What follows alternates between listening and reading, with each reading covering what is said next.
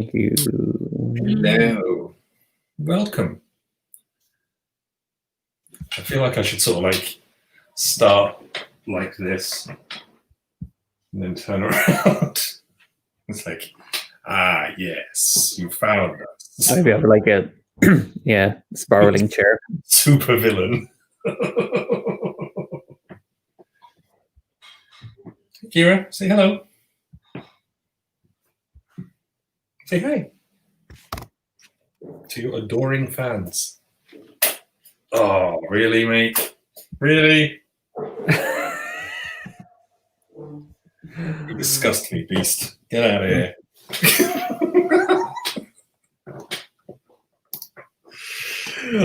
Hi, Yas. Thanks for joining us, man. Much appreciated. That gross cat.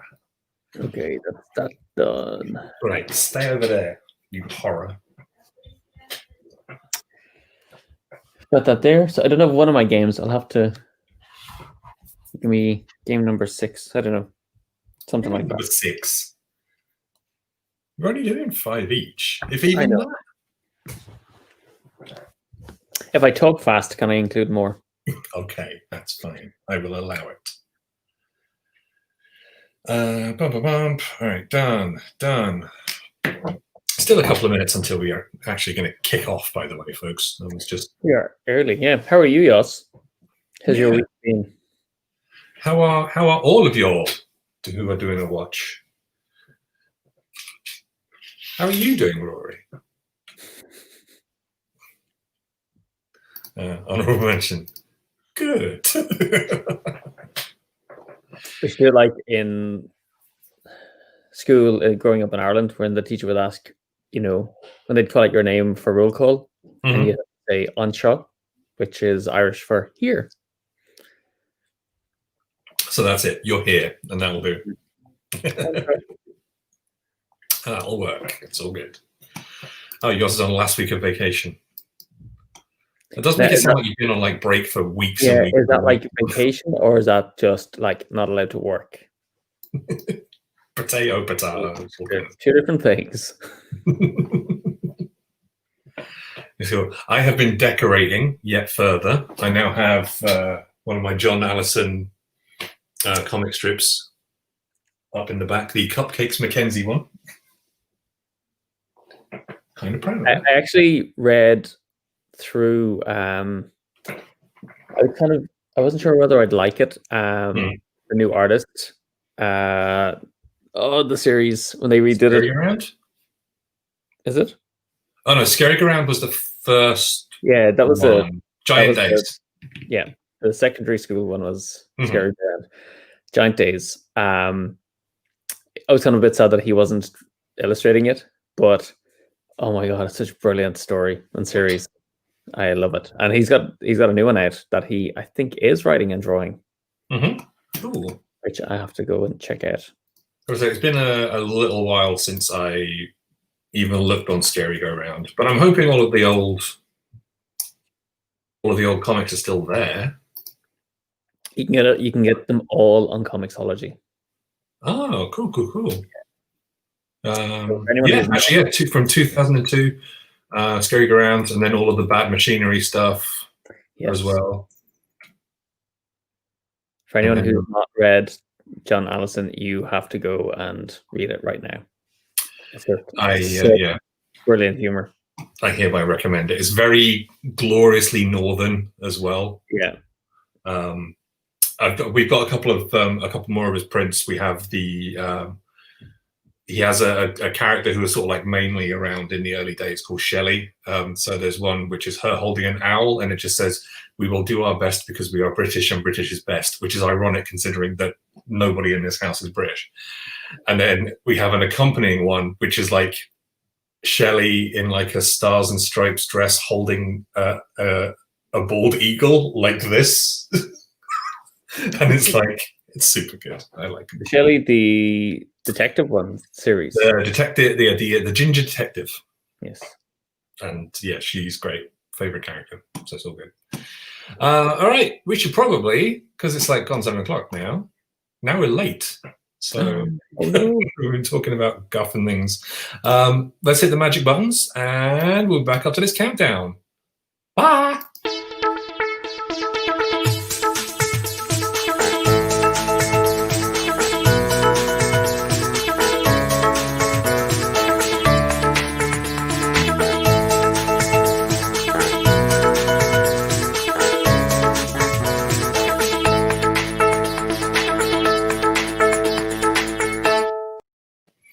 Minutes past 7 in the UK, 2 minutes past 8 in Central Europe, and let me think, 2 minutes past 2 from the East Coast of America. It's Wednesday night here. The sun is going down. It's getting dark outside. But it's time for another Hub Games Hangout, and it is no longer the pre-show ramble. Gone. Done. See that? Professional. By magic. As if by magic. Yeah, look at us with our fancy new branding and stuff. It's very nice, isn't it? It's all good. Now I feel like I have to up my game to match the quality of the branding. Nah, not at all. This will be as tumultuous and chaotic as usual. For it is just him and me, the Morecambe and Wise of the board game world. Actually, that by level of quality. It's more like the little and large of the board game world. Yeah, if you're here for the intelligent discussions, unfortunately, that's come over here. No, it's actually Rory's side is more like it. So yeah, we've got no guests this week, so we are going because we're trying to get a couple of people who hopefully we'll have for next week. Maybe we'll see. Yes, we've a couple of people lined up. We just need to get kind of replies. Yes, actually, Ken. Sorry, I'm going to bring this up. Stadler and Waldorf. I do love them. Hey, shut up! You suck! We've actually got some of them. We've got some little plushies of Stadler and Waldorf sat down next to our television downstairs. I have a Bert and Ernie. Actually, that's who we are.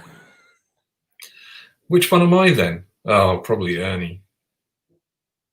Because you're the good-hearted one, and I'm the one who just hates everything. So I'm naively innocent. That's me. Plus, my head is way pointier, so you know it's definitely a thing to do. Anyway, yeah, this week, me and him, we're going to be talking about a few of our favorite things. I was very, very pleased with myself when I put the picture up from The Sound of Music on the promo thingy for this episode. So yeah, we're going to be talking about a few of our favorite things and trying to sort of dial into why we really, really like them. You know, what they sort of like make us feel, what they rude. You know them so well. So yeah, what they make us feel, why we sort of like, you know, why they resonate with us, why we keep on going back to them. Because yeah, I'm looking at the games I got here, and one of them, you know, one of them I've had for absolutely ages and ages and ages. There's nothing here that is, you would say, sort of like is new hotness. These are ones that I definitely go back to again and again. So I guess, Rory, before we kick into it, we should probably sort of like think about why, you know, what sort of gamers are we? So how would you classify yourself as, you know, what sort of stuff do you enjoy?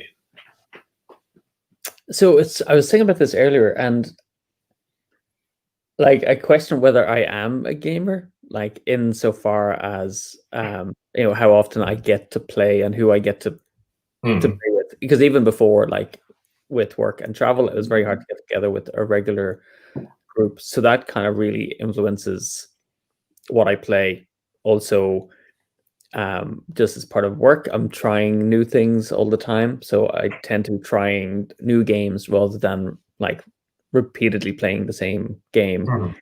I'm also generally, when we do get to play games, it's like we've got visitors coming over quite often, or it's like one of our kind of get-together events.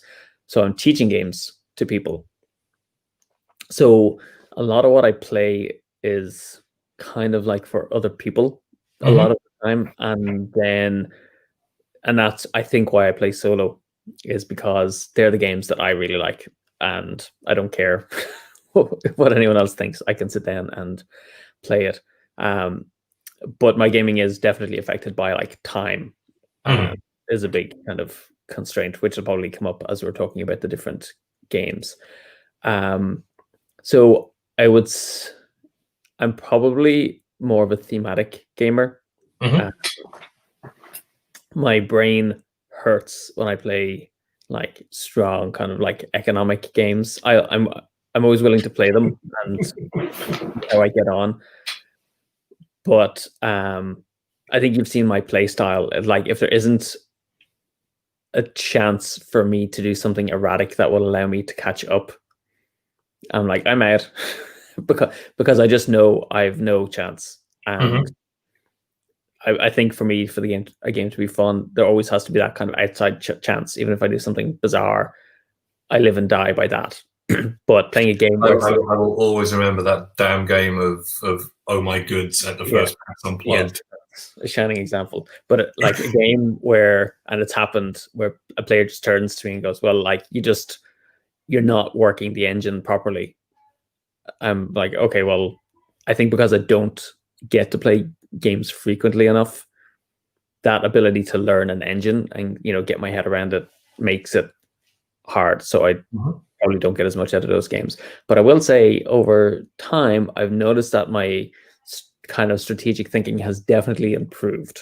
And it's certainly helped game design. The more that I've played Euro games, it's kind of forced my head to kind of like think along those lines more. Yeah, I would say as a gamer, if you were like, this is like a weird sort of like comparative example, but if you were like sat there on the grid of a Formula One race in your incredibly powerful car, I kind of get the feeling you try and veer off as quickly as possible and just sort of like see, how's this thing going to work in the water? And it'd be like, probably. Yeah, it's just like you like to sow chaos, I think. No, the only reason I do that is because it's to try and give me a chance to win, some kind of fighting chance. I'm like, Pedro used to work with us, and Pedro loves Euro games, and my only tactic with him was to do something so erratic he would think I knew something that he didn't. Like, in order to try and just throw him off his game, because it's the only way I could ever beat him. It's like, yeah, I that sort of wild card element is just like, I'm going to keep you on your toes, and you never know which way we're going to go, baby. It's all good. Yeah, like, why would you do that? Why wouldn't I do that? Like, I'm on the right path.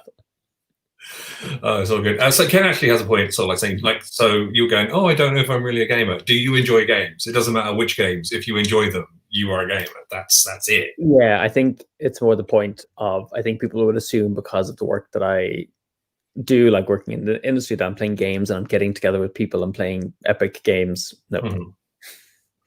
Nope. So what about you? What games do you enjoy? Boring games. Boring cube pushing games. I actually I have been sort of like thinking, how would I sort of quantify the stuff that I really like? And I would say, yeah, I'm definitely more on the sort of the strategic Euro side, I guess. I like those chunky 90-minute, 2-hour, 3-hour extravaganzas, because I like seeing if I can get my head around the rules and if I can sort of like understand and bend the engine in the game to my will. But I realize that a lot of that comes down from the thing that you don't have. I have plenty of time. I don't have kids. I have 2 cats, and that's it. So I don't have to, I don't have to worry about making sure that everything else in my life is sorted, so I can actually devote a lot more time to playing things. Of course, in the, we are talking about in the long ago, because nobody's playing much of a muchness anything at the moment. But yeah, I have found recently and by recently I mean sort of like maybe over the last couple of years, I'm definitely, I would agree with you. I'm definitely playing more for other people. Showing them how to play certain things, or like being the teacher, and folks who like we've got in our social circles. Not a lot of them like the very, very, very heavy games or the heavier games. Doesn't mean that I don't love those games, but I just find that the stuff that's getting played most of the time is those 30 to 60-minute Euros, or the lighter, stuff on the lighter end of the spectrum, which is still fantastic because you can be so, massively inspired by such a range of different games and such a, it's it's interesting. But if somebody came up to me and said, Michael, I have 3 people who are willing to play literally anything you want to do for an entire day, I guarantee my list would be very different if it was just sort of like, okay, I know I've got people coming over for games night and I need something that's going to sort of like hit a lot of bases as widely as possible. So yeah, Michael's dream game day is, there's probably not a lot on the list, but the stuff that's on the list is going to be, it's going to be good. It's going to be brain burning. We should have a Hub Games Con when things open up, and just, it's like, come and play the games we want to play, and if you don't want to play them, you can back off. Well, we had Armageddon last year, which was really, really lovely. So it was held down in Armagh, organised by friends of ours, Viv and Pete, and I went down there with like a whole big bag of like loads and loads and loads of stuff to play, and I didn't get to play pretty much anything because I spent 60-70% of the Saturday trying to corral sort of like the the games auction that we were doing, the charity auction that we were doing. And then Sunday I was just playing other people's stuff, so my games all came home unopened and sad. Next time I'm going to bring like 3 things with me. I'm going to sit there at a table demanding that people just sort of like go, all right, sit. We have a tagline for our convention: come play games or leave. Come play our games or leave, whichever. I think us traveling to cons is that time where we both like pack the games that we think we're going to get to play. Yeah. And then don't. Or we do try and we get it so wrong because we're so jet lagged. It's like, hey, we've just worked like 5 solid days on a completely different continent. Let's learn Arkham Horror, the living card game. So like sat there at an airport gate, just sort of like bleary-eyed, 4 coffees next to us. That's what we play. Yeah, because if Ken again says if you work in board games, you never get to play them. A lot of the time, we don't get to play a lot because a lot of the time we're working because it's a job and that's how we do. But yeah, it's an interesting life. It's a weird time. Right. Let's go through some lists, yo. Let's do some stuff. Do you want to kick off first? So Rory and I have both sort of, we've got a pile of games next to us. We both sort of like compiled a little list of, I compiled a list of 5 favorites. Now these aren't necessarily like my favorite games of all time, but these I would classify them as games that I would, if somebody come up and said, hey Michael, would you like to play this? I will generally drop anything and say, yes, I will definitely play that, thank you. Rory, don't know if this is the same sort of categorization for you. Yeah, I mean, because I have games that I've repeatedly mentioned like over previous chats, like Monster Apocalypse. And I was like, right, I'm not going to talk about that tonight. So part of it is influenced by what do I actually get to play and what do I kind of enjoy. So yeah, it's kind of a mix. I did. I literally just looked at my shelf and went, because I've been kind of filtering out the games here and bringing some of them into the studio, the ones that aren't seeing regular play. There's still a bunch behind me that I want to play that I haven't had a chance to do that yet. But I made a point of keeping games that I'm like, yeah, I really enjoy playing that one. So I just was looking across the shelf, kind of going, okay, what's gonna come down? And it's kind of sad when you're like, oh no, it's this 5. Like, there's definitely outliers though, and I could talk for quite a long time about it. But I've picked 5 that I think all have something interesting in them that make it kind of worthwhile. Cool. All right, grab one at random, and we'll dive into it. Okay. Well, so the first one I'm actually going to cover is the one I couldn't find the box of. I can't remember where it's gone. And it's Songbirds. So I don't know, Michael, if you remember, I picked it up in Dusseldorf when we were visiting the day, and was initially disappointed because I thought it was another game, Peep Mats, and I realized it wasn't it. And then I was super happy when we played it and we realized how much fun it was. So it's like a very simple game where there's 25 cards laid out on the no, 1 card laid out on the table initially. And you're building a grid of 25 cards as you play them out of your hand. So like all of the cards are dealt out to all of the players, and you're trying to essentially score rows or columns. And the player with the most of their bird in the column gets the kind of God's favor, which is a set of points, and that'll tally up at the end of the game. Because there's little point tokens randomly allocated at the top of each column and the side of each row as well.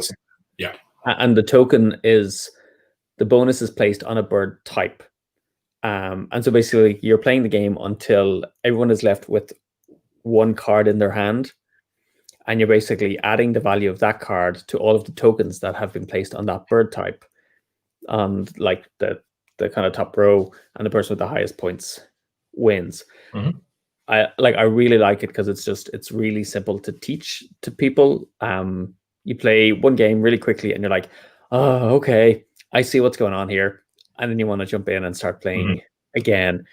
And the whole thing of like trying to score the row in the column, but also trying to keep cards in your hand, and then planning for the end of the game and realizing that high point card that you're holding in your hand for the end, you're going to have to actually play that out in order to like win the row, but then you're left with the lower value card in your hand, which isn't going to net you the points. So it's just that, for me, it's got the right amount of kind of brain burning thinking that everyone can enjoy. Like it's one of those games I always teach to people who don't normally play games, because it shows them quite simply like some of the really interesting things you can do with game mechanics and a set of, it is 20, I think it's 25 cards.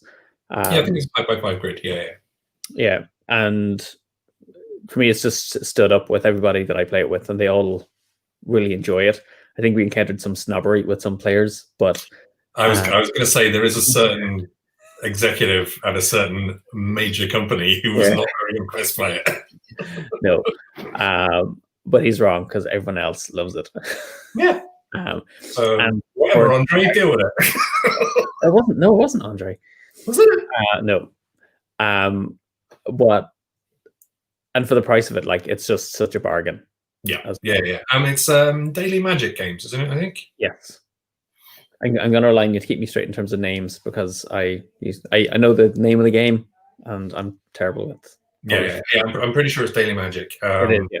They were super excited when it was coming out, because they knew they had something. It hits that really easy to describe and explain, but you scratch the surface and it's just like, oh my god, I actually have to do a fair bit of forward planning on this. I actually have to do a fair bit of thinking. And it's like, when we sat down to play it, it was the first game was an absolute wretched disaster, because I think with that game it's always going to be a disaster because you don't realize quite how important the planning aspect actually is.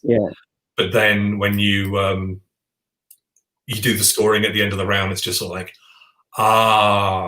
okay, all right. Now it definitely has that. Yeah, it definitely has that like, bit moment to the game when you realize there's more going on here than you first thought. And again, in just such a small package that you can, the fact that you can carry this game around with you and have that really kind of tactical experience. Yeah, I love it. Yeah, no, it's really, really good. I'm a big fan of it. And yeah, so people, go buy a copy of it because it's very cool. All right, I should probably choose one of mine. Pick a number, Rory, 1 to 5. 2. 2. Number 2 is this. What is it? Michael. I don't know. What do you think it is? Japanese Monopoly. Yeah, basically. So this is Machikoro, the original first Japanese version of it from way, way back in the day. Is there a date on this? I don't know if there is, It must be sort of like 2013, maybe 2014. Let's see if there's something. No. It's later than that. I would head 2016.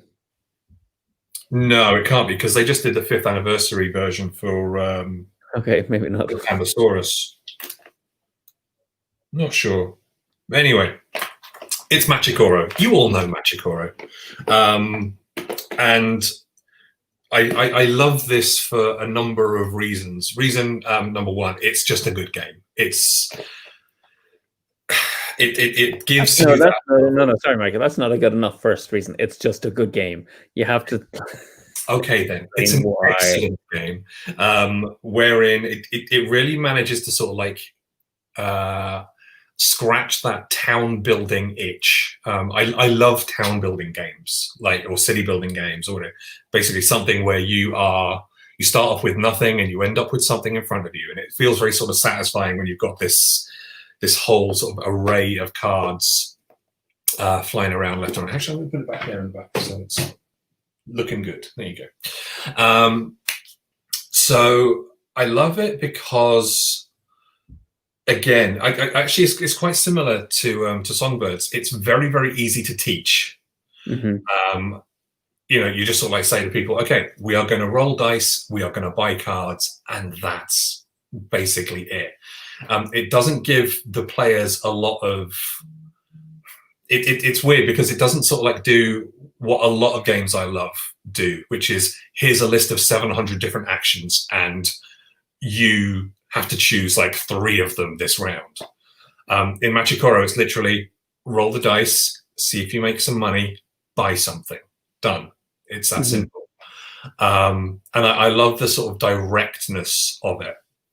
By giving the players the very sort of like direct instruction of this is exactly what you do, they're freed up to think about, okay, so where does my thought process go on this game? And it goes onto the different cards that you're going to buy. And I love the fact that you could make a very sort of like aggressive town setup. You could make which is like literally like stealing money off of other players, which is fantastic. You could go for a very defensive town setup where you're sort of like protected against anybody coming at you. My particular favorite is the one where you're sort of leeching off the success of everybody else. So because everybody is rolling either 1 or 2 dice, depending on if they've bought certain buildings. And when those dice are rolled, the number that's rolled, the number at the top of each of the cards that matches, they will all activate. So it might be like, if you roll a 1, you earn 3 coins because, it's your bakery and it's managed to get you some coins. But yeah, there's a load of cards in there, which when somebody else rolls X, you get a reward for it. So it's sort of striking that balance between how aggressive do I want to go, how leechy do I want to go, and it's just a delight. You can play it in 15, 20 minutes. And I particularly have a fondness for that specific version of the game because a certain person who has popped back onto our radar, the one and only Patrick, It was his copy. And I was desperate to try and find one at Essen, and he picked up that one, and I said, "Oh man, I'm absolutely gutted." So he played it, and he said, "Okay, I've played it once, grand. I'll sell it to you for whatever I paid for it." And it was just sort of like, sweet. So that was like my prize back from Essen that year. He's back looking for it now. He's like, can't have it, Patrick. Deal with it. Yoss says first release in 2012. So yeah, that must be the 2012 version. I feel really old now. That was a magical year, I think. There's so much great things, I think, in that game that I kind of look to in terms of game design, I think, or standards of gameplay. There's a very clear win condition. It's like you have to build these buildings, and the first person to do it wins, right? So I think in terms of teaching a new game, that's just so good. But the ways you get there are kind of varied. The idea of roll a dice and trigger a card has a random element to it, but you can control the randomness not in the dice, but in the cards that you have on the table that react to that dice roll. And if you want that idea of pushing ahead to create the building that allows you to add the second dice, which then theoretically can put you out of reach of the other players, because you can trigger card effects that they can't if they haven't got those in place. So I think like that aspect of a very clear win condition and very clear action, like roll a dice and buy a card, is really clear. And then they've been kind of really creative within that space. And I think it's those two things in particular that make it really appealing. Like, I don't know, do you tend to play it with the kind of randomized cards or with the kind of like sets of cards? We like to play it with the sets of cards, so you have a bit more control over the plans that you formulate. I do occasionally like to throw a random setup in there, simply because it does keep it fresh, I guess. I think in the latest version of the rules, they have the middle ground, which is the best way to play it, where it ensures you have a spread of the numbers, but you can still be random within it. But yeah, I remember playing recently with someone, and they followed the strategy of getting like flower shops, and then no flower like markets came out or something, because it was a completely randomized card setup.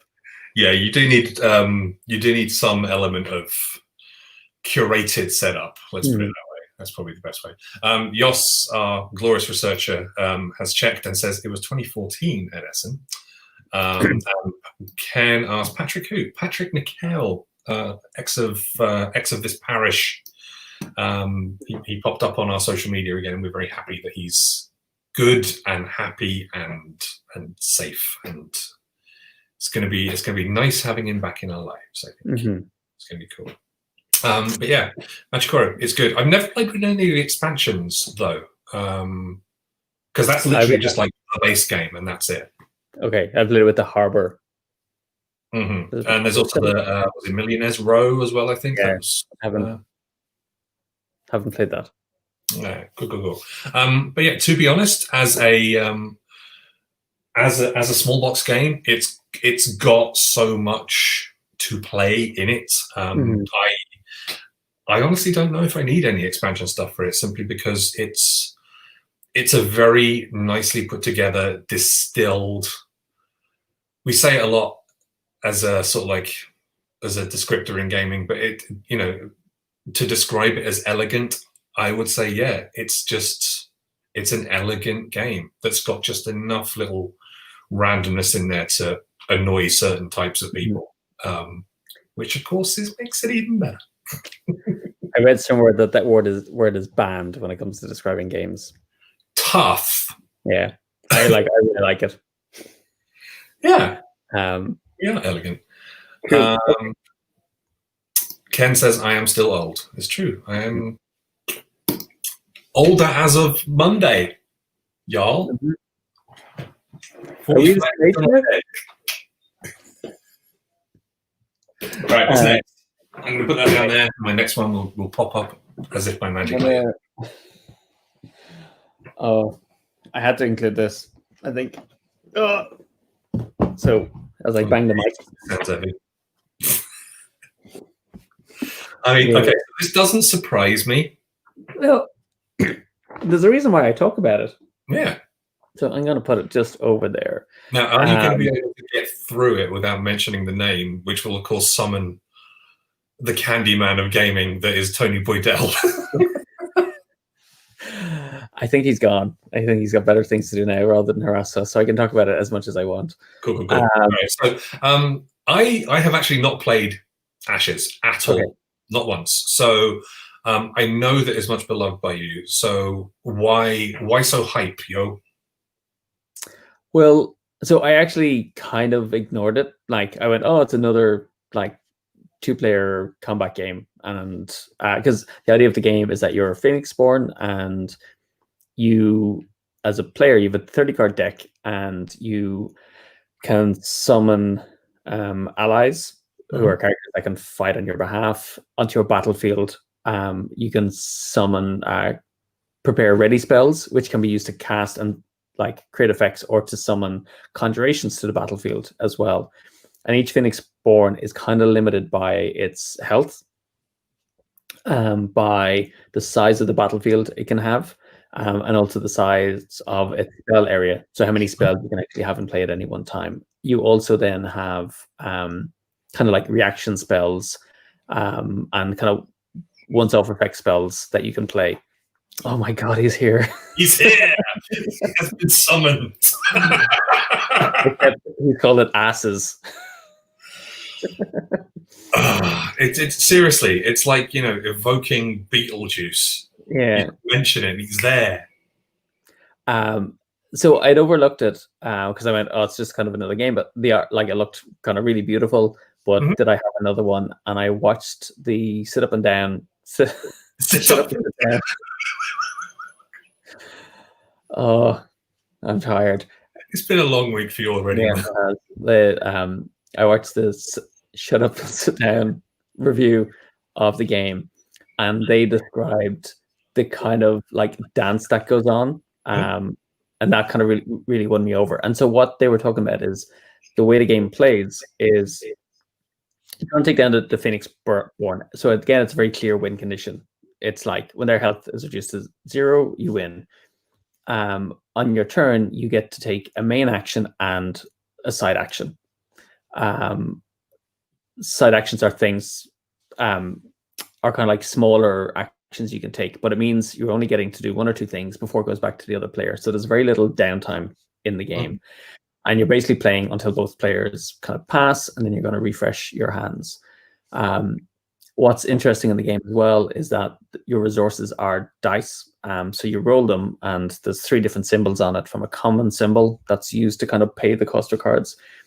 And I always forget the technical terms. There's like a kind of mid-level and a high-level value for each of the different kind of resource types in the game. And so you've got characters that are based off 1 resource type. You can then deck build and combine resource types together. So you're kind of creating a pool of 10 dice that you're going to use.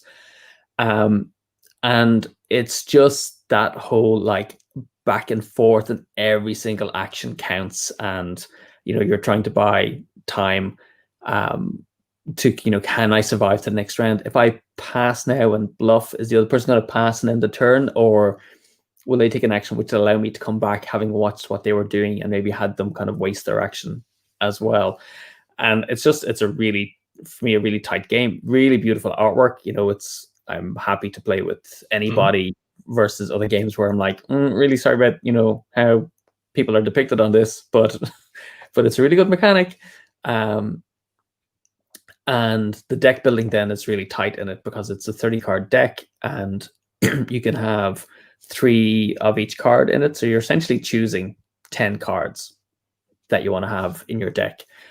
You can tune that a little bit. And one of the best things, which is that you get to start with your starting 5. So you can start with 5 cards in your hand, and they all must be unique from each other. So do you get to curate that? You get to pick that yourself? Yeah. Okay. Yeah. So you kind of come to the battlefield equipped, out of the gate. And again, depending on if you know the kind of opponent you're playing against or the Phoenixborn, you'll have an idea of their play style. And so you might choose your starting 5 based on what you know that other opponent is good at. Like if they're going to rush with a lot of creatures, you'll maybe try and bring in some things that will help you kind of mitigate that. Yeah, it's a really tight design space, and the reason why we've kind of dusted it off is they've done a 1.5 version of it, where they've tweaked cards in the card pool, and they're kind of re-releasing these new cards, streamlined the rules for clarity as well. So it's kind of like it's a really good time to be playing it. But those things of the dice rolling, which comes with the resource management, because one of your side actions is you can discard cards from your hand, your deck, or your play area, and turn an equal number of dice to any side. So as a side action, you can kind of get the resources ready. And so one of the side games is you're kind of like screwing with each other, trying to like spin down or spin up their dice so they don't have the resources necessary to play that last card they seem to have been holding in their hand for the last 2 rounds as well. So yeah. From Ken says the updates by Team Covenant on Plan Hat, which is odd. What's the story behind that? Plan Hat is involved. No, that's not true, actually. Yeah. Sorry, Ken, to correct you. So Plaid Hat have been designing it all, and they're basically kind of looking after really the distribution aspect of it. And they teamed up with Team Covenant then to basically handle the direct-to-consumer sales and drive the initial interest in the game. So they've been doing kind of like Ash Wednesday, you'll appreciate the joke, Michael, where they're basically kind of going back over the cards, and also kind of, so every Wednesday Plaid Hat release some information about the game, some of the new changes, and Team Covenant then usually include that as part of a video play where they're playing through and reflecting on some of the different characters as well. Yeah, one of the big issues was about anyone outside of the US, how expensive it was going to be to ship it. But there's a French online retailer who basically has kind of teamed up with them to bring in stock to France and then have better shipping to Europe. And it'll be available in retail stores. So yes, the Team Covenant stuff is like it's for the alpha folks. It's like the ones who actually subscribe. Yeah, as long as there's like, we always talk about 1,000 fans, but as long as there's like 1,000 subscribers, they'll keep producing new content for the game. So yeah, really, really neat game, I think. And it's a nice introduction to that kind of dueling game as well. If you don't have any in your kind of collection, I think it's a really good one to play. Cool.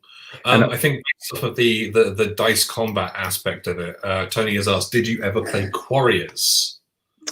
I did, and then quickly replaced it with Dice Masters, which was infinitely better, I think. Because Quarriors was a really defensive game, the way you had to play, if I remember correctly. And I think Dice Masters just corrected a lot of stuff that was a bit kind of iffy in Quarriors. But it was really good fun. Cool. As ever, apologies for any weird background noises. That's Kira trying to pop a lung again. All right, should we do another one of mine? Yes. All right. Well, as His Majesty Boydell is here, I guess I should get this one out of the way. It's Misery Farm, everybody's favorite. Oh, hello, my child, my sweet cardboard baby. I love Agricola by Uwe Rosenberg, and it's called Misery Farm for a reason. It's one of the nastiest, most glorious, punishing, horrendously wonderful games that I've ever played. And I've had that copy for I've had it since the first UK Games Expo I went to, which was UK Games Expo 2. And I love it because it is just a game that has so many different paths to victory. It is very much one of those games where you win by doing what everybody else is not doing, but the thing is, everything in the game is tight. Resources are hard to come by a lot of the time. The card play, the interaction of the cards is fantastic. It scales beautifully, whether you're playing it as like, you know, a solo, or whether you're playing it with, you know, up to, you know, 4 or 5 people around the table. It's just an absolute monster. It's not a game that you can learn immediately and then think, hey, I've got a complete handle on this. It's a game. Actually, yeah, I'm going to. Do you know what? I'm going to put Tony's words up on here. Challenging, interactive, glorious, reflective, opportunistic, and it's like, yeah, and yeah, timing is everything. It is a game where you've got to sort of like you described Ashes as a dance. I would describe Agricola as a boxing match where you've potentially got up to, you know, 4 other people in the ring with you. So you are constantly just having to just watch your back and watch what they're doing. So, you know, while boxer A and B are over in the corner battering hell out of each other, I'm sort of like holding up and trying to defend myself over in this corner, you know, so I can grab 2 reeds, so I can upgrade my house. I think it is the perfect distillation of like a classic Euro game. Many people would say that it's been bettered by, hell, even Uwe's own, you know, sequel, Caverna. Like, I know a lot of people way prefer Caverna as a game, but for me, you know, they say because it's like it's seen as fairer. For me, I actually quite like the nastiness in Agricola. I like the fact it can be occasionally, you know, it can be like a knockdown, drag out brawl of a game once in a while. You know, I've played games where I have come out with minus points because I've not had enough food to feed my meager family. Every victory point is fought for. Every resource that you earn is scraped, which is why, you know, it's called Misery Farm in this house, because it is, you know, it is kind of reflective of what life on a farm, you know, was like in the Middle Ages. You know, this was not super happy fun times. It's that for me is one of those games where I feel like there's a line in the sand where, and I think it's one of those games where why I kind of say I'm not a gamer, because there's so many people who love Agricola, like just worship it. And I've played it about twice, and I keep going, I should really have that game in my collection, but I don't have any particular desire to play it. And you know, and I'm always willing to revisit. Pardon? It doesn't make you any less of a gamer in any way, shape, or form. I know it's such a what's the word? Like iconic game for a lot of people, you know, and I think for people who enjoy a sense of mastery when they play games, like I think that's one of those games that really scratches that itch, and I'm not that kind of player. So as Tony said, it feeds his soul. You know, there's people who just get a kick out of that. I mean, it's definitely a game that rewards going back again and again and again. Even so this is the there's 2 versions of it now, I believe, since it went back since we went back to I think it's just Lookout who put it out now, as opposed to Z-Man who did this version of it. Okay. And there's like the family version, and then there's the full version of it. And I always play the full version, so it comes with the occupations and the improvement cards and all that sort of good stuff. But even in that base set, there is so much. There is so much in there. Just because the cards just interact with each other in so many different ways, depending on what comes out, depending on what you're doing, depending on how the resources fall. It's fantastic. Tony does make a good point as well. It's about who you play it with as well. Some of his best and worst experiences were playing Agricola. I can imagine it can be sometimes. I would have hated to have picked it up, and the first time I properly played it, just had a terrible experience and left it on the shelf or sold it. Because I think I was very, very lucky the first time I played it. There was 3 of us playing it.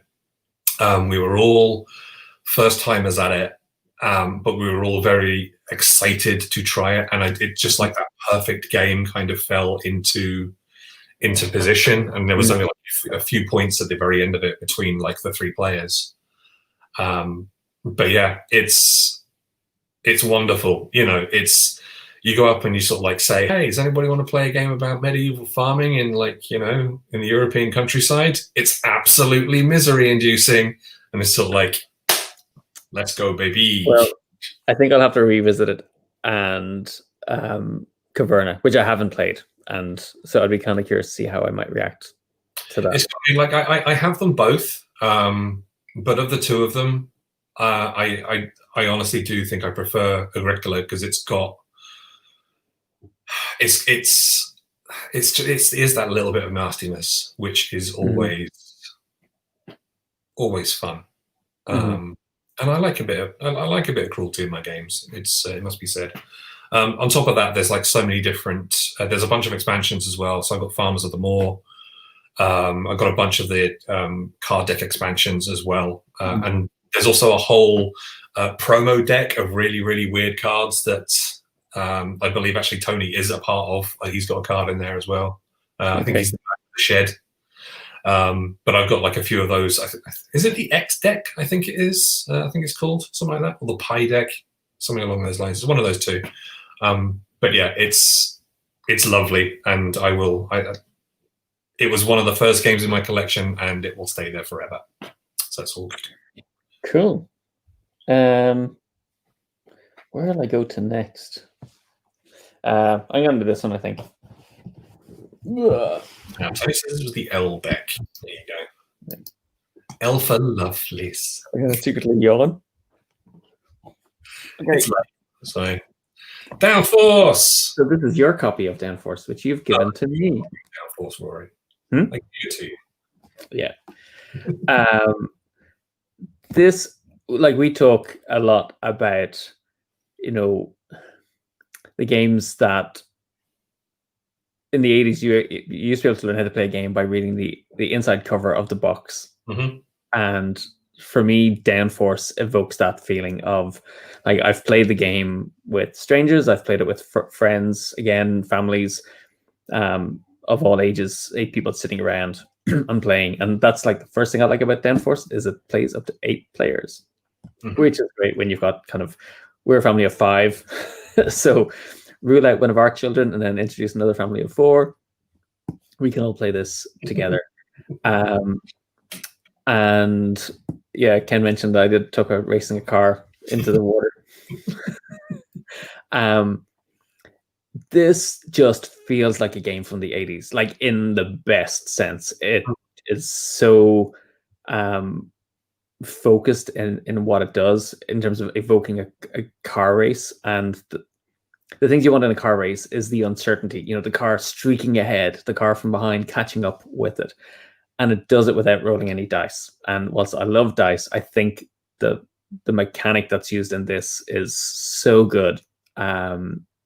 Because you basically have hands of cards, and they basically have each color of all of the cards in it represented on it, and a sequence in which they appear, which indicates kind of how far they can move and when they get to move. So the timing of it is really important, because timed, tied in with the track. There's going to be kind of hairpin turns where you're edging to get in front of each other and trying to like position yourself so you're blocking another car from getting the benefit of its move. So I think the card play in the game is really nice. And again, the feel of everyone's taking a turn to play a card. Your card is affecting everybody on the board, so you're all watching the race play out. At the same time, then the way the setup works, of you're basically betting on other cars, so you can bet on your own or on other people's, and you get to do this like 3 times during the game. So it's not just about your cars winning. You can try and say, actually, my guys aren't going to kind of do so well. I'm going to start like backing my opponents and kind of helping them to win. And I really like that aspect. And you've got like different opportunities during the game to change your bets, and they become less valuable the later in the game that you bet. But again, just in terms of engagement, everybody's watching. Technically it's the first kind of few cards that cross the line that really count, but whenever I've played it, everybody wants to play it through to see like the last card that crosses over. So for me, it's one of those games where he's engaged all the time during every turn. It's superb. And it's a little weird at the beginning for people to get their head around the mechanic of like the sequencing, but once they've played it around, everyone's like, oh, okay, I get this now. And you get to be strategic or tactical, probably, in a really focused way. And for me, this is like one of the games I have on my shelf that when people come to visit, I'm like, okay, this is a nice visual game. And just moving the cards around the board is just like so evocative of those kind of earlier games that you just don't see anymore. Like, it's all over the top minis or like totally abstracted into chits and tokens. And just like you can't resist making them sound as they're turning corners. And I love a game that kind of just evokes the feel of you being at the kind of racetrack and watching a race like Saturday Grand Prix being played out. So like, you've obviously played this because you gave me a copy. Like, what are your thoughts on this? So I actually love it as a game. I think it is a fantastic game. The different circuits are fun to play on. I think it's got the Danger Circuit expansion in there as well. So that's good.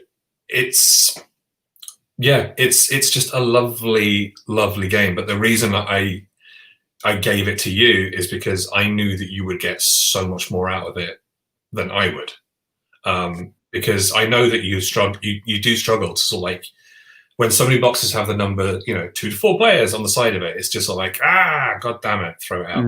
But Downforce is great because it works. It's one of those games that works even better the more people you have. You've got like 8 players there. They're all sort of like going, okay, well, which one's it going to be? Which is going to be my one? And it is so much fun, just sort of like those moments where, one car just streaks off into the distance because the game is so well balanced and so well designed that, sure, they've raced ahead now, but it doesn't guarantee that they're going to be victorious. One thing I love is that you could do spectacularly badly in the race. You could fail miserably, but you can still win the game. Just through some sort of like, clever psychic abilities or whatever at the very beginning sort of thing. I actually think our first game, I did something like that. It was one of those like jet-lagged games at the Alliance Open House, I think. Yeah. We played on the big weird glass table. Yes. And I figured you were going to know the game better than I did. So I just like backed you completely and made sure you won.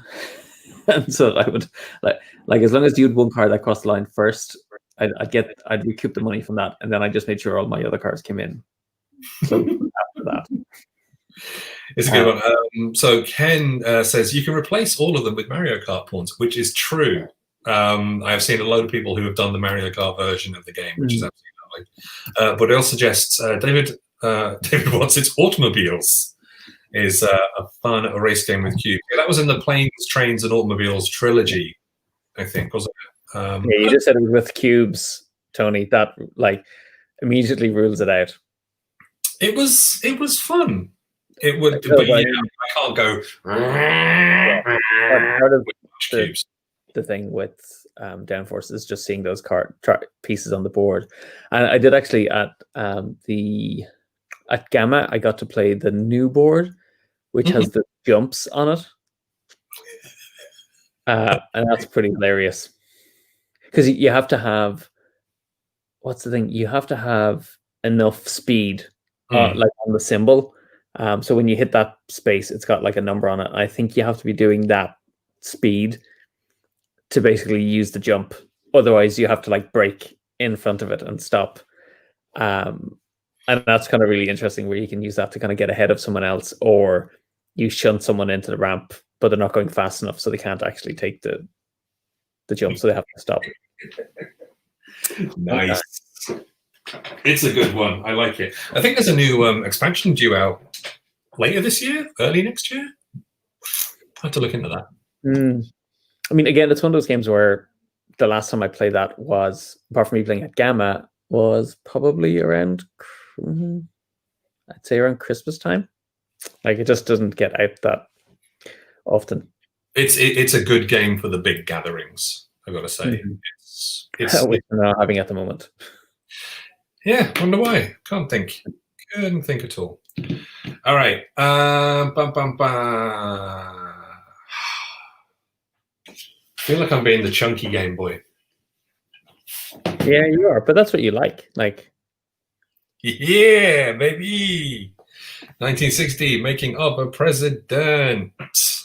The fancy GMT version, not the Z-Man one. So I am a secret history nerd. I love me a bit of historical stuff. I especially love 20th century history and the 1960s, and particularly the situation in the States and the beginning of space race and that sort of stuff is one of my go-to fascinating bits. One thing that I never really managed to get a complete handle on, though, is the American electoral system. And as I don't know, as a game designer, something that I really, really like is delving into systems. It's the tinkering thing in which I think both of us have. We like to know how things work.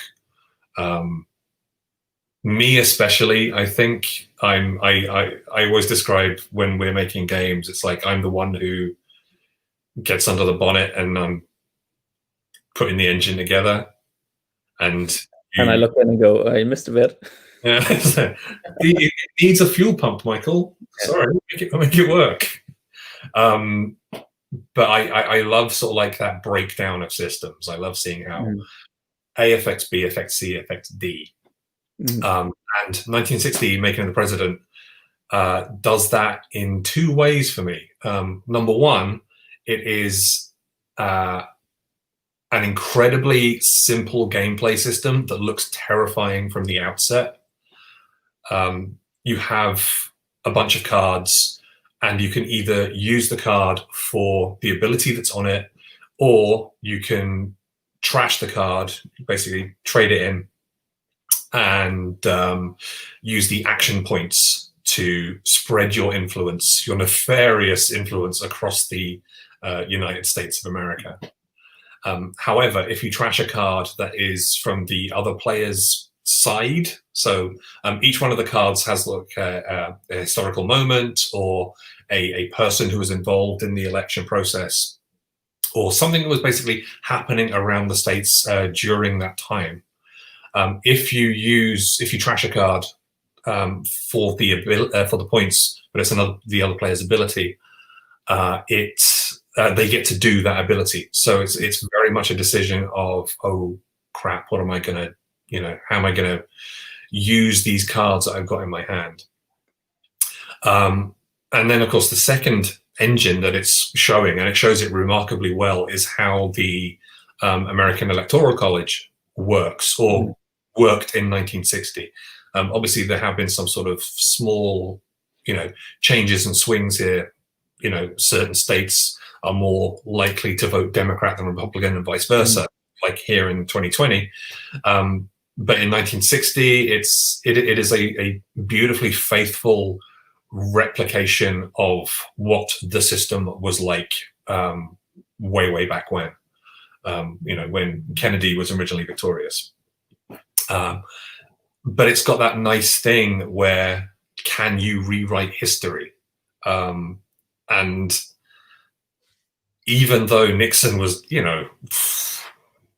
he weren't great, it's got to be said, there is something very sort of like gratifying when you manage to pull off a victory for Nixon. It's sort of like, I feel like a real bad guy when I do it, but it's also sort of like very, very, very pleasing. It is, of course, a specifically two-player game, because, hey, that's what the presidency is. It's a two-player game. It's a race for the White House. And it is so deeply steeped in the history of the time. Even a player who, a person who doesn't have a huge amount of interest in like the historical nature of the game, this is still going to rub off on them, I think. Like countless times I've played it, and I have saw something, caught something, something caught my eye in the game on one of the cards or whatever, and I went off down a Wikipedia rabbit hole after playing, just to sort of go, oh, right, okay, so that's how that worked. Or, you notice something in the background of a card. It's just like, oh, that's some history sort of stuff. I actually had the original Z-Man version of it as well. Ended up giving it to a friend before we moved over to the States a few years ago. But I always regretted, it was one of those, I regret giving it away copies. So the moment that GMT announced that they were going to be doing the reversion of it, which they have just done to a beautiful deluxe degree, it has to be a part of my game collection again. It's fantastic. It's like seeing your influence moving around, your influence moving around the different states and trying to get that 270 votes that you need to win win the presidency at the end is great. One particular bit I really like about it is there is an actual debates section. So the game will stop after a certain round and you have a debate. Now the debate is entirely cube driven to see who wins on different the different types of things, the different types of policies. But it really does feel like you and your opponent are there. Like you've planned for this. You've done so much to try and make this debate yours, and then all of a sudden, like they pull a certain cube out, and it's just like, God damn it, I'm sweaty Nixon again, and it's lovely. It's also not a terribly difficult game. It looks imposing because the rules are massive and it's a big chunky GMT box. But if you can sit down with somebody who's played it, who understands it, they can teach you it relatively quickly. I mean, we're not talking like 5-minute flip over frog or whatever, but they can at least run you through it, and your first game experience of it is invariably going to be handheld through a lot of it. You will make mistakes, but again, I think it's a little bit similar to Agricola in that it rewards mastery. It encourages mastery rather, and it rewards replayableness. It's cool. I got to play that. I rented it from the Spielwiese Cafe in Berlin when we were staying there for a month, when we kind of house swapped. I only got to play it twice, I think, with Anita. But yeah, like I really like it for the marrying of theme and mechanic. Like all the mechanics are in service of the theme. And again, I think it's one of those games where if you had to give me a choice between Agricola and 1960 Making of the President, I would go for that because of that combination of theme and mechanic. And I think of it in terms of introducing people to games as well. I think we've seen it with when we've worked on games that you can kind of get away with slightly more complex rules when they marry with the theme, and they help you. They help you to kind of like go, oh yeah, well that makes sense within the context of this kind of real world setting. So it's actually kind of in response to that, I picked up Dual Powers, different setting, different game, but again, it's that kind of 2-player kind of head-to-head, essentially kind of area control game, steeped in flavor, and the mechanics feed off it. But yeah, I'd highly recommend, based on my 2 plays, 1960. It's cool. I mean, like I also have Twilight Struggle. Yeah, I was going, is that the right one? Yeah, is it, because it's not Twilight Imperium, that's something else. Twilight Struggle is the same design team, and I know a lot of people would favor that over 1960, but I like the fact that it is very much a snapshot of a moment, rather than the much more wide encompassing path of the Cold War from 60 through 80s. And yeah, it's cool. I'm obviously, we're a few weeks away from the US election, so I'm thematically looking forward to cracking it out again and seeing who's gonna win. John Fitzgerald Kennedy, every time. Okay. Right, next. Where'll I go? I'll keep that one for last, I think. So this is just because it's getting play at the moment, I think. And we've talked about it, like it does lots of, I think, really, oh my god, good stuff. So it's Marvel Champions.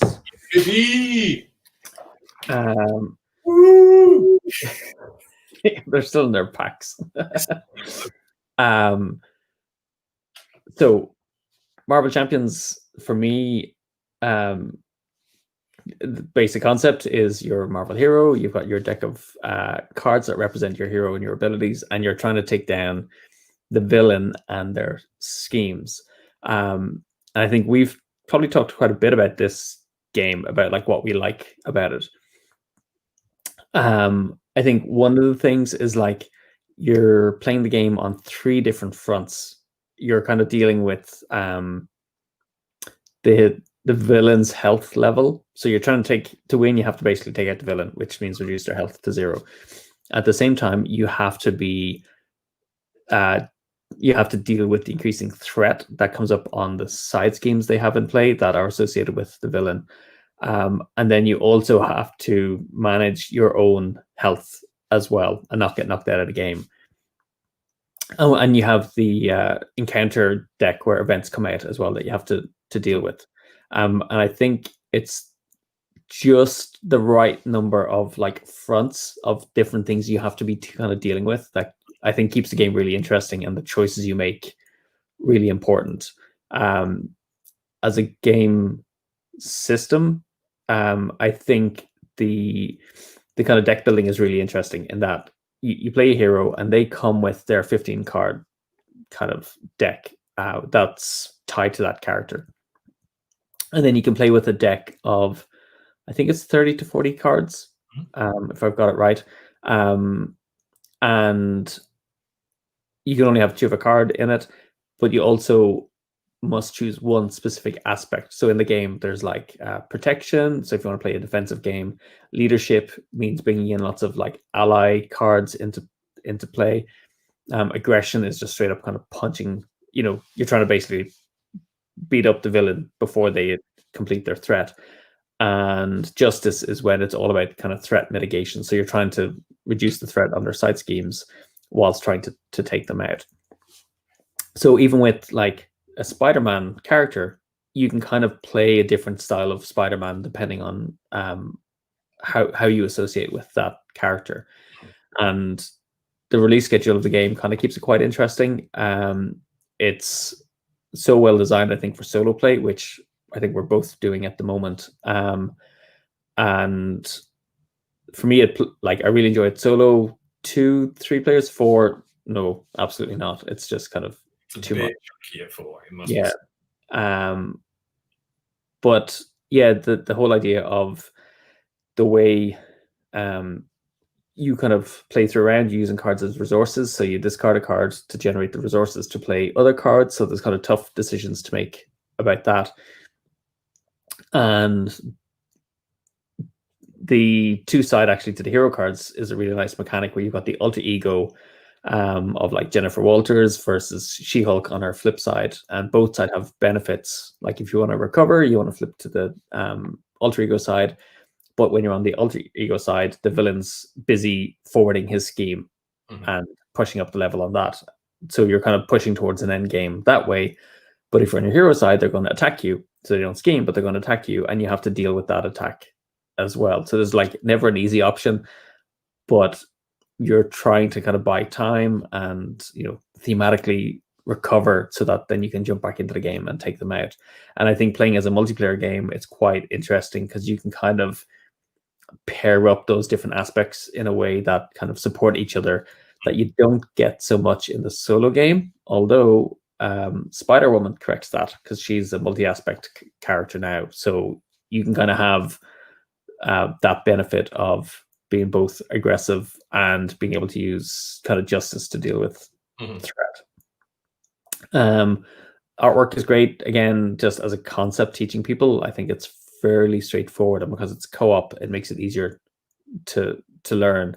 And just the way, even with when you choose a villain to play against, they have their kind of deck of cards, but then you also shuffle in other encounter cards and side schemes. So you're constantly kind of getting to randomize and refresh the game with each new bit of content that comes out. You can kind of go back to earlier things, and like Rhino is the staple.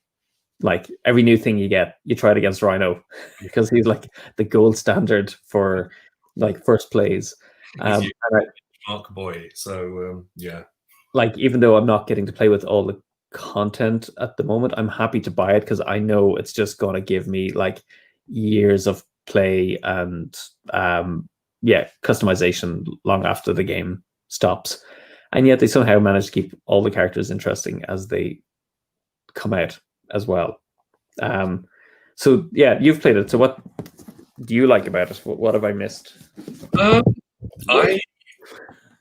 I like the way that each character deck, each hero deck, does feel different.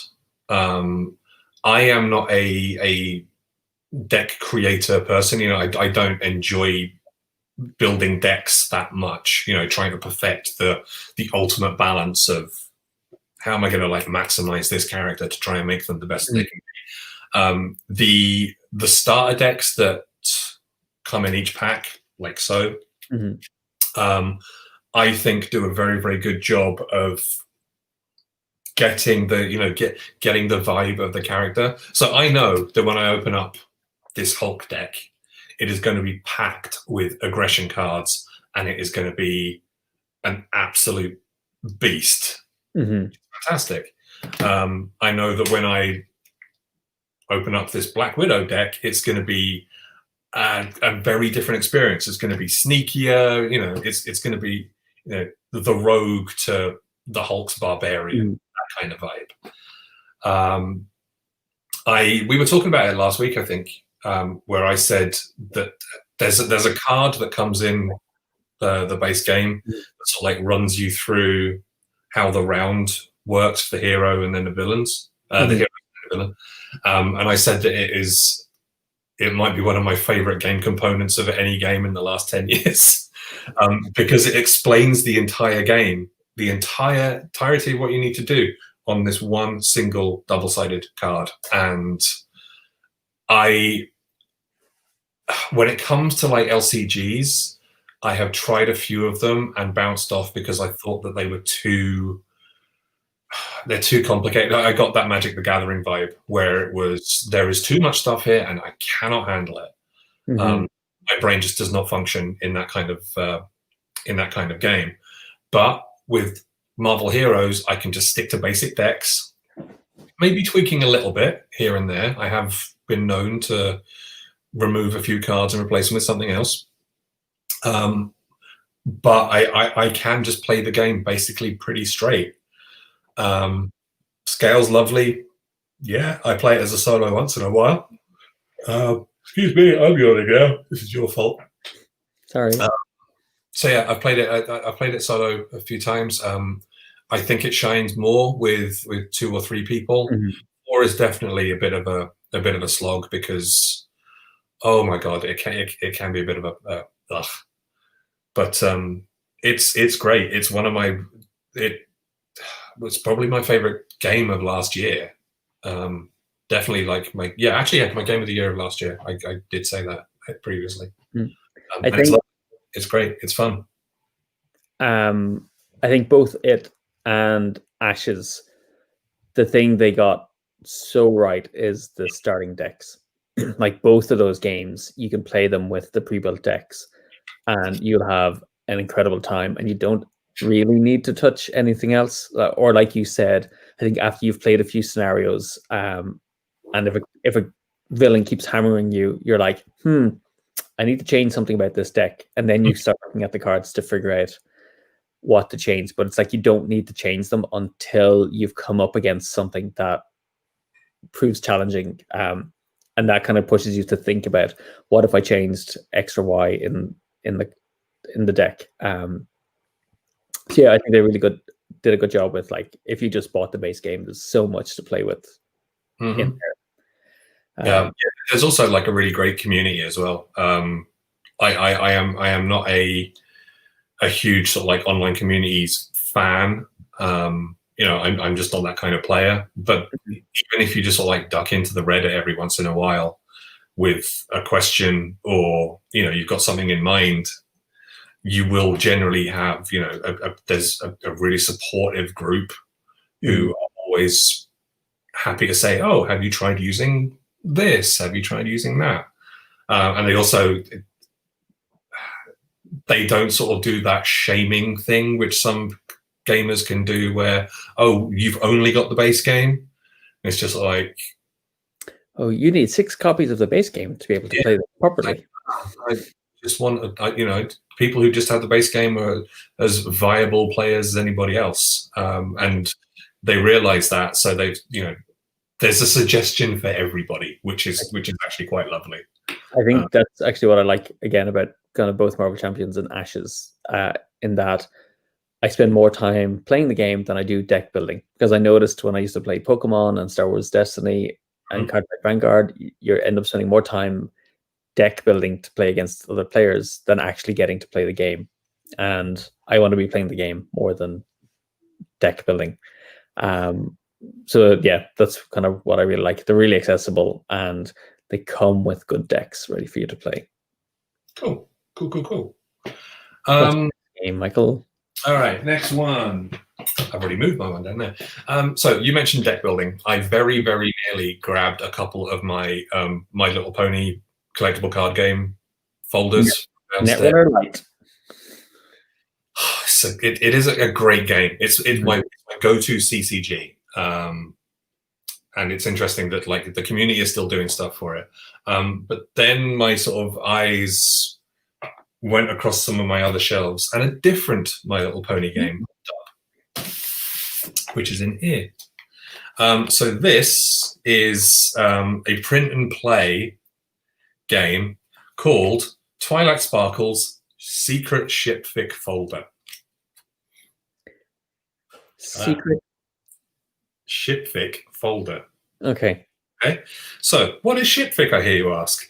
Well, what happens when you have 2 characters in any TV show?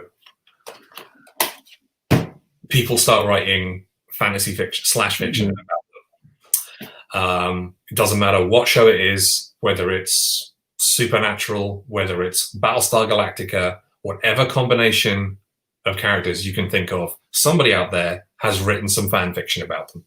And this is essentially a love letter to the utterly weird combination of stuff that you can get in any TV show, really.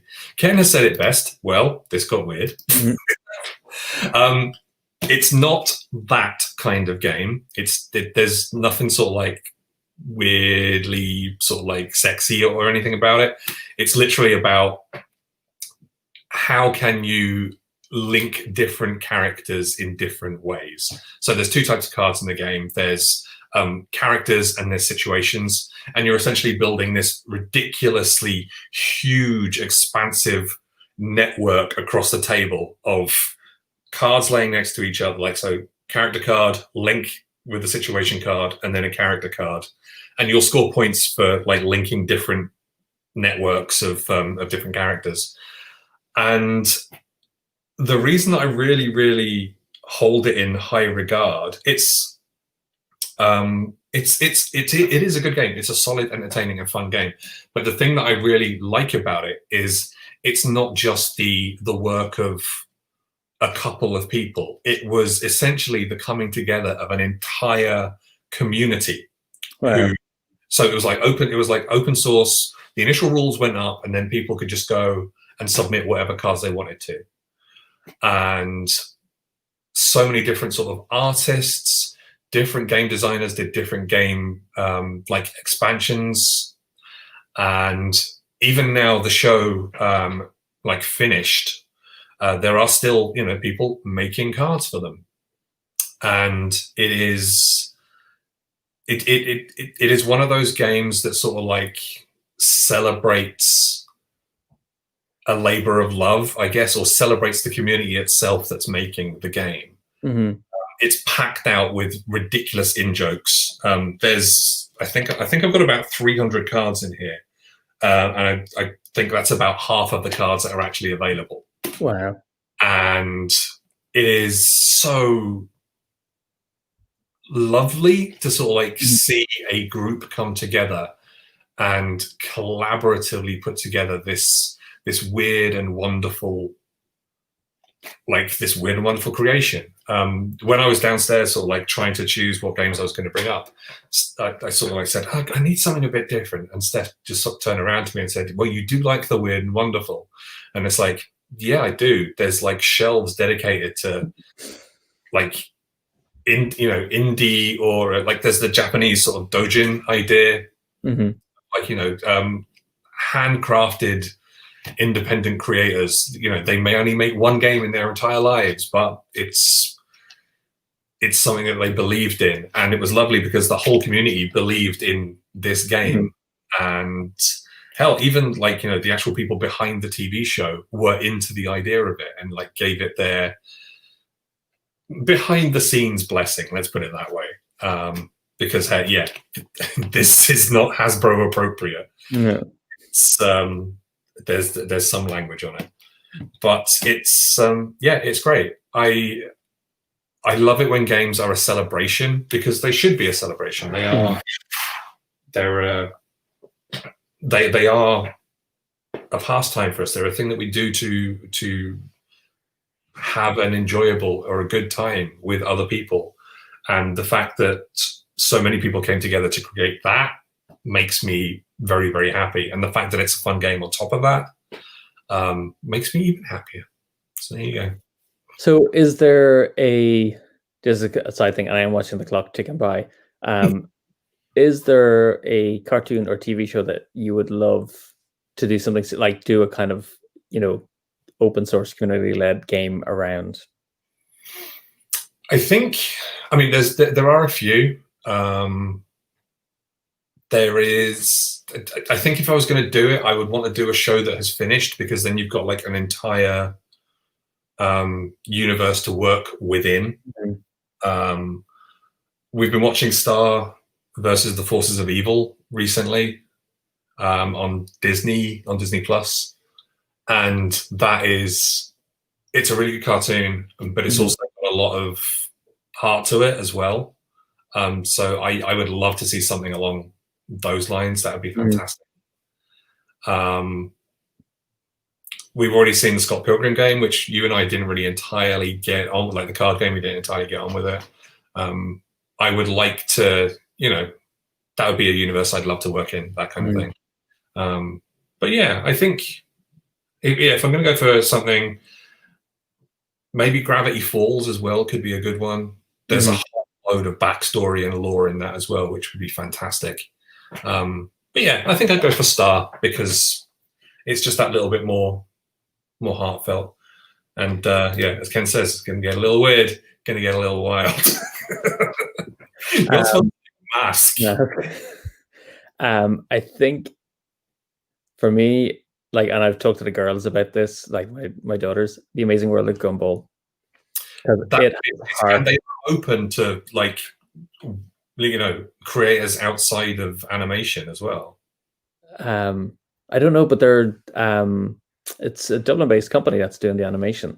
Is it Boulder Media?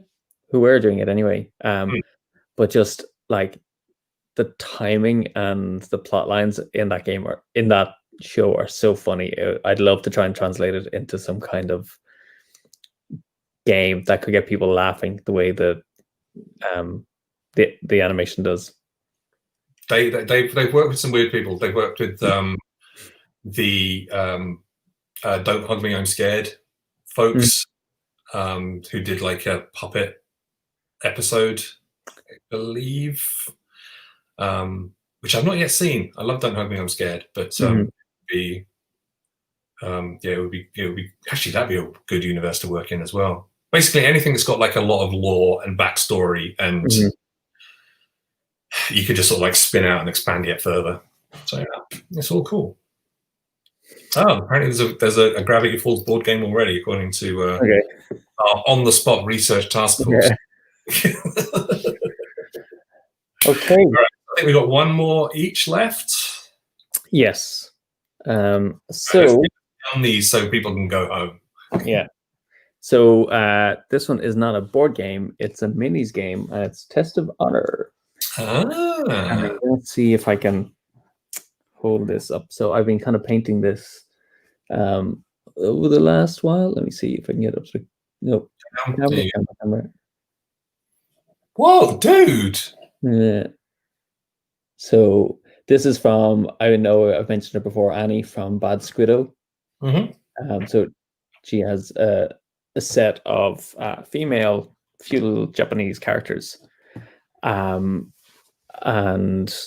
so they can be used in Test of Honor. So Test of Honor is essentially a rule system. It's kind of model agnostic, so you can buy whatever models you want to use in it.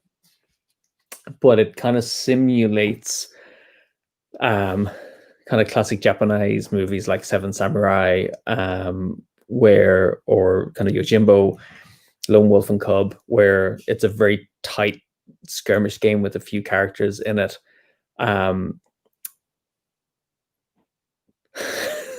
Just reading Ken's quote. How surprised. I'm surprised then that Rory picked up the one about the same as when he wins in Prism Arena. So 80% surprised then. Yes. So there's been a lot. I am interested in that period of Japan and the history of kind of samurai, and there's been lots of different skirmish games and games about it. Quite often they focus on the epic scale of combat, but Test of Honor just has a really neat system to it.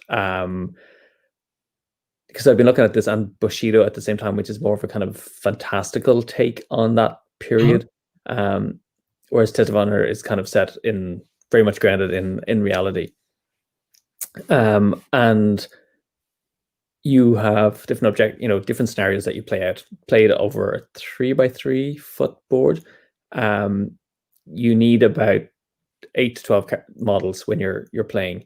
The first really neat thing about the game is you have how you form your units. You've characters and followers. So the characters are the kind of you've got your hero and companions, and they can actually grow and change as you play the game. They can take wounds, they gain skills that they carry into future scenarios. So it's great if you're playing against multiple players. And they have an activation system, which is where for each character in the game, you build a bag of tokens representing each character. So you've kind of like the character and follower tokens that go into the bag, and on your turn, you're going to draw a token from the bag, and you have to activate that type of character. There's also 3 fate tokens that are put into the bag. When they come out, they enable you to draw a fate card. Instead of activating the character, you kind of miss your activation, you draw a fate card, you can assign it to a character. When the 3 fate tokens come out, the round ends. So there's this element of like, you don't know when the round is going to end. At the same time, if you draw a token and you've already activated all of your characters of that type, so like all of your followers, you give the token over to your opponent and they activate their character. So they potentially now are going to have this like back-to-back activation. So what I really like is the constant, again, it's like Ashes, it's this ebb and flow of interaction between the players. It's like you go, I go, oh no, you go twice, which is kind of unexpected.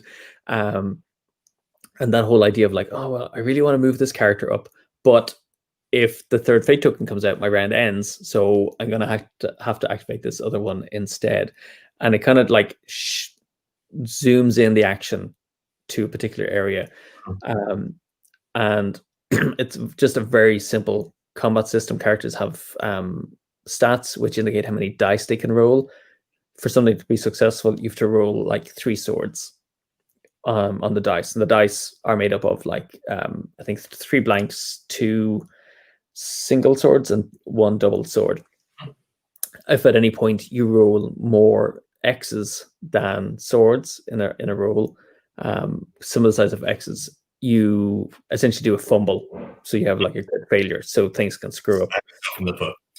And if you ever get like 5 or more in a roll, you get like essentially critical success as well. So it allows for like you to attack someone and then follow up and attack someone else immediately afterwards.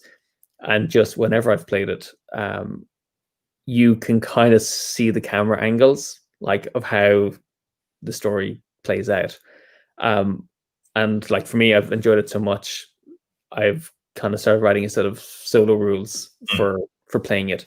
Now, the reason for that is also to be able to apply them to a game of my own creation in the future, but playing it with this is helping me to think through how would you create an interesting AI for a game like this. And because the size of it is small enough, it kind of makes it easier to manage it.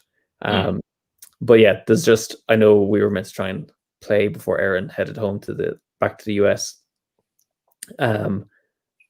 We've had a blast. Like, we've played a couple of scenarios together, and I mean, I only started playing in July, kind of following an earlier podcast actually, where Annie's figures were mentioned, and it's quickly taken over. Like I like miniature games, but this has just like everything else can go back in the box. This just scratches that itch, and plays so fast as well. It's like, again, you're kind of always in the game because it's going backwards and forwards so quickly. Yeah, I mean, I obviously am not a minis gamer at all, but I have promised I am going to play this with you because you've extolled its merits so much. I feel I'd be remiss if I were to, to ignore it. I hope it lives up to it. But yeah, it's like, if you could capture it in a boxed game where you had all the components ready to play, it would be amazing, I think. But given the nature of the setting, I think the models are quite interesting as well. I just realized that essentially you can mix and match anything. So you can have bandit characters with disgruntled Sohei monks, or that character I have are like the Onabagisha, which are the female warriors who would generally have protected a household as well. So I love, like, one of my forces is all female, kind of. These aren't quite finished. Like, these are archers. Nice. Let me see. Yeah. So it's just cool being able to play with like non-male, non-big-breasted, oversized characters as well, the ones that are realistically represented and historically accurate. That's all good. Shout to Cole. Hello, Cole. You said that we're both his favorite things. Yes, it's all good. All right. Should we do my last one? Mm-hmm. And we'll get a genre. This is probably the most unsurprising from the 5. None of them were surprising, Michael. None of them. So yeah, I nearly brought up Acquire instead of this, but I mentioned Acquire so bloody often. I should probably give a shout to my other favorite game of all time. So yeah, Orléans. Surprise! It's another Euro. Surprise! It's a really chunky one, but it does. I would say that where Agricola is definitely that sort of like more old school vibe, Orléans feels more modern, and it does 2 things beautifully well. Number one, it introduced the bag building mechanism. Well, not introduced it, but like I think perfected it for me. So yeah, I played other games that had a bag building element to it. Actually, the previously mentioned Automobiles by David Shaw was one of the first ones that I tried. But then when Orléans popped, I realized just how well it could be done as a mechanism. So I'm just going to put it on the back wall again. And it's really, that's super heavy. I was really worried it's going to fall off, but it should be all right. So as a bag builder, so you start off, everybody starts off with the same basic stuff.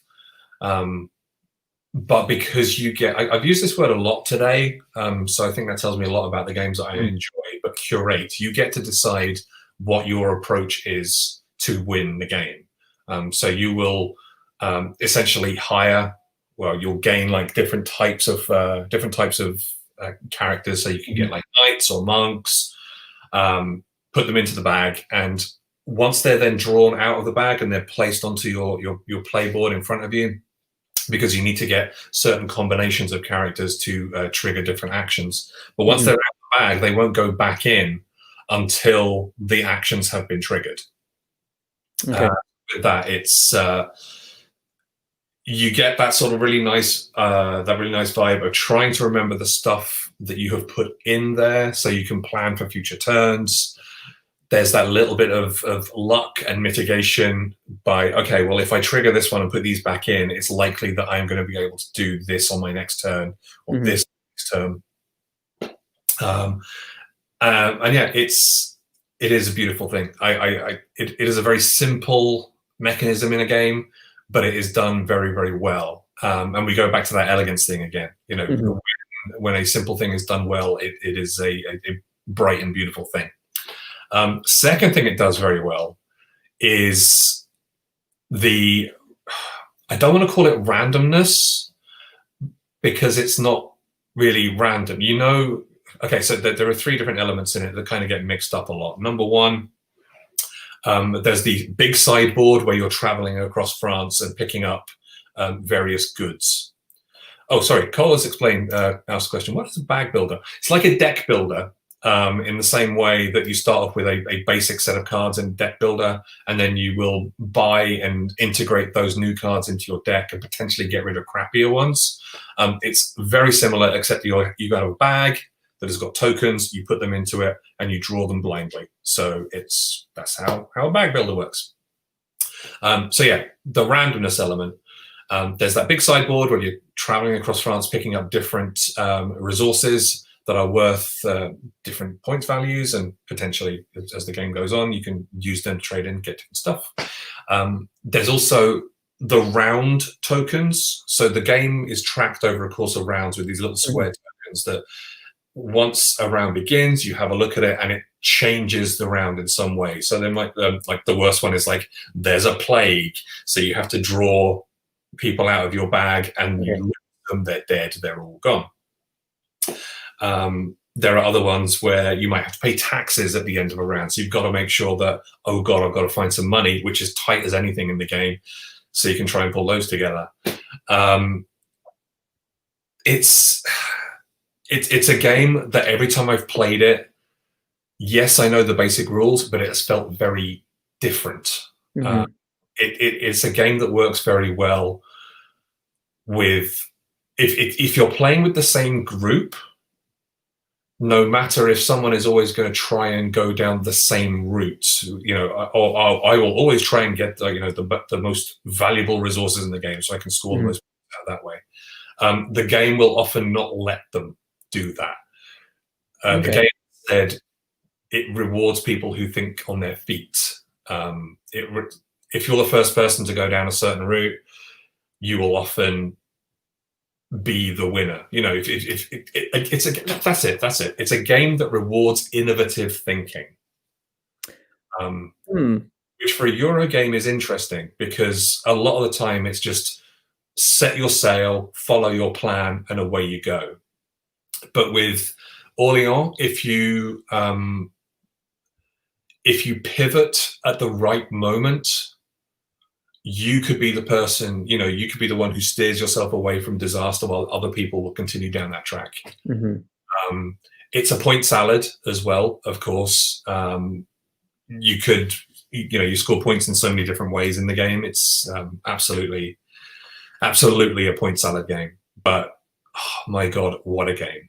I also have, it's one of the few games that I have all of the expansions for as well. Because it is in the same way that we have you mentioned Marvel Champions, you picked up all of the Marvel Champion stuff because it's going to be there for years, and that you're going to get the enjoyment out of it. There's bits of the expansions that I have not even tried yet. Hell, there's a solo mode on one of the expansions that I haven't tried.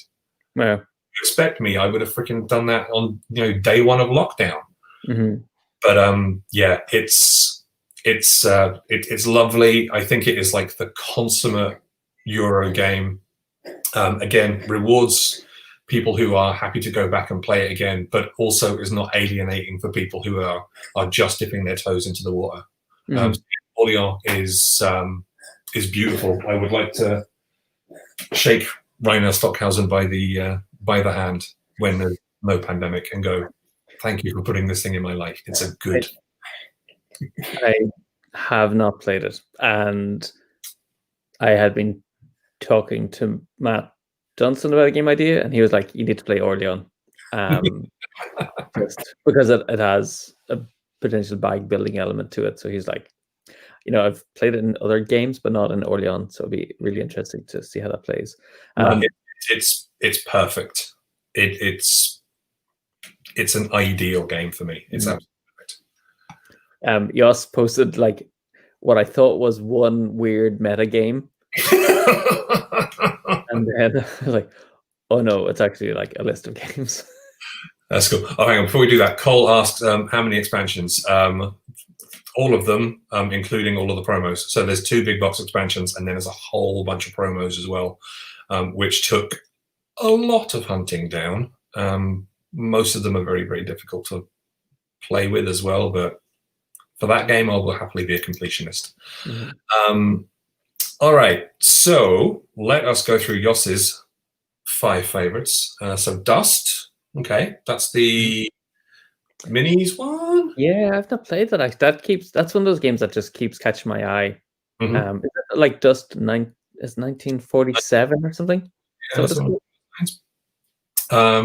Confusion, Espionage, and Deception in the Cold War. That's that really nice 2-player sort of chess-like game from Stronghold, I think it was. It wouldn't surprise me if it's Stronghold, because of course Yoss does a lot of work for him. But yeah, you're moving people around trying to, I think, steal a briefcase, which is all good. Escape from Atlantis, another quality game, and yeah, the Stronghold version of that is also super lovely. Arkham Horror, which I have a lot of downstairs, because it's Steph's favorite. Is he done with the card game or the board game? Yeah, actually, yes. Clarification, please. Card game or board game? If it's board game, yeah, you'd weep at my collection. And then Tokaido, the most chill game. The most passive aggressive game. Like I find Takedo really funny because it's like, oh, I'm just gonna stop here. Oh, you wanted to stop here. Oh, Oh, sorry about that. oh, okay. Yoss also clarifies with regards to Dust, it's the Risk Lake version of the game. Okay. Cool, cool, Oh, cool. okay. Okay. Okay. We gotcha. Yeah, Tokaido's an absolute blast as well. I should try the. That's got a couple of expansions as well. It's got the Matsuri expansion, Yes. which I think adds like festivals and stuff to it. hmm So I have the big overproduced one with the minis. nice. So yeah, I can play it. It's cool.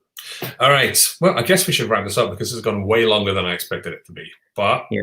I hope it was an enjoyable experience for folks watching. I enjoyed, just chatting through some of my favorite stuff. It's nice. I think we should switch, like, and I'll do like my top 5 Euro games. What will I do then? Yeah, I don't know. I can't do like top 5 minis. hmm It's just like I don't know.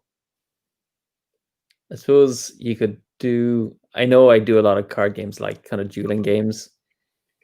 So you can do My Little Pony. Oh, My yeah. Little Pony. Arkham LCG, Seven Wonders Duel, which we are currently playing on Board Game Arena. The Crew, which is interesting because that's like really pretty freaking new. Yeah, I haven't played that. Power Grid, another excellent game. Big fan of that. And something called I Don't Know. I mean, that must be a party game or something. I guess it's kind of got that vibe. Cool. So yeah, thank you very much for joining us, everyone. It has been lovely. Obviously, we always aim to sort of like try and get guests on the show, but sometimes if it just doesn't come to pass, then so be it. So these extravaganzas might pop up again in the future, just the me and him episodes. I mean, I would ask if there's anyone that you'd like us to try and grab. If you think we'd have an interesting conversation with them, please let us know in the comments as well, and we'll do our best to reach out and ask them. Of course, that would be very, very good indeed. Me and him will, of course, be back on Friday with the next in our unending, inevitable chapters of Prism Arena campaign, where you are currently 4-1 up. Yes. I was thinking, like, I'm training, like I'm doing the solo scenario, so I'm literally training and getting better. I'm getting wrecked and shamed here, so that's all good. But I am level 2 now, so I am actually going to be able to get sort of like one of those nice boosted powers. So that'd be all cool. So yeah, we'll be back, like I said, on Friday. Can I plug my thing for tomorrow, Rory? Am I allowed? Go ahead. Okay, so over on my own Twitch, twitch.tv/idlemichael, I'm doing Game Maker, which is basically stream a couple of times a week of a peek into the dark art of how I make and design games. I can only apologize. It's chaotic at best, but we had a lot of people watching on Tuesday, and hopefully they'll come back tomorrow, where I throw a whole load of numbers at things and see what sticks, which will be I'm gonna watch, because I don't get the peek inside your head. Like when you're doing, you normally go home or you go away and do all the maths and then come back with something. So it's interesting to see it. With the numbers. It'll be a horror, an absolute horror. Anyway, that's at 11:30 UK time tomorrow. If you want to join us, that'd be an absolute pleasure. And again, a pleasure, Rory. Thank you. It's nice to know what we like and what we don't. Yeah, we just have to keep pushing ourselves to find new games to talk about. Like I've got a ban on all of these now for the next month at least. Don't forget, you can follow all our socials there. See, look at all these little fancy graphic things popping up. Across the board, it's at We Are Hub Games, whether that's Facebook, Instagram, Twitter, YouTube, Twitch, the whole 9 yards. Steph is trying to convince me to do a TikTok again, and I'm like, I'm 45. I'm too old for this. Yeah, my daughters are like, no, don't do it. Don't do it, you old man. Stay away. Stay Okay. away. Cracking. All right, y'all. Thanks for watching. We will see you again soon. And we love you. Bye-bye. Enjoy the rest of your day. Bye.